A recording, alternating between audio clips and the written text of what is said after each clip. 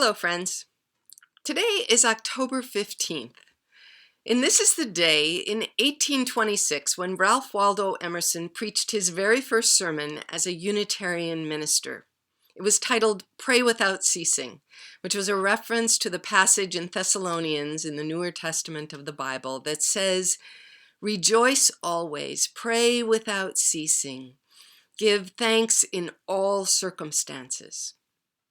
And Emerson, in his sermon, had this beautiful passage where he said, "We pray without ceasing. Every secret wish is a prayer. Every house is a church. The corner of every street is a closet of devotion." Today, as we so often worship and gather together prayerfully on Zoom, we see one another in our houses. We know they are churches. As we meet out on street corners, we know they can be closets of devotion that we share under the fresh air.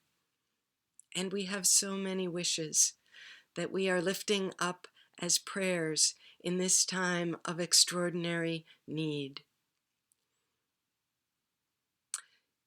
In this passage, there is a translation of the Greek word that means not ceasing, which is not the same as without stop. That Greek word literally translates to recurring, which means calling ourselves back to prayerful attention over and over again throughout the day, placing our attention on rejoicing, on gratitude, on petitions for what we hope will be, and then living into those in a way that brings them to pass. There's another favorite quote of Emerson's that he wrote in his journals about the miracle of poetry. He wrote this: "As to the miracle of poetry, there is truly but one miracle, the perpetual fact of being and becoming, the ceaseless saliency, the transit from the vast to the particular, which miracle, one and the same, has for its most universal name the word God. Take one or two or three steps from any fact in nature or art, and you will come out full on this fact. As you may penetrate the forest in any direction and go straight on, you will come to the sea." That certitude of the miracle of poetry is about the certainty of connection in this life. Not connection that obliterates difference, but connection that builds from one difference to another. That is what metaphor is, which is at the root of poetry. The miracle of metaphor is the miracle of a bridge in language and in life that joins together what is different, that places its moorings down on either side and builds a connection across that difference. We are living in a time of so many bridges being burned, so many messages that tell us to fear anything, anyone who is different from us.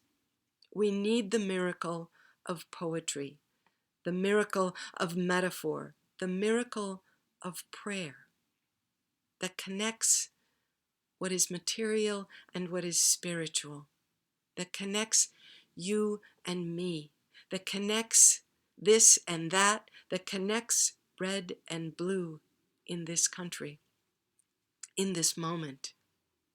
That space between what is different is the space where the sacred dwells, where life begins, where love takes root.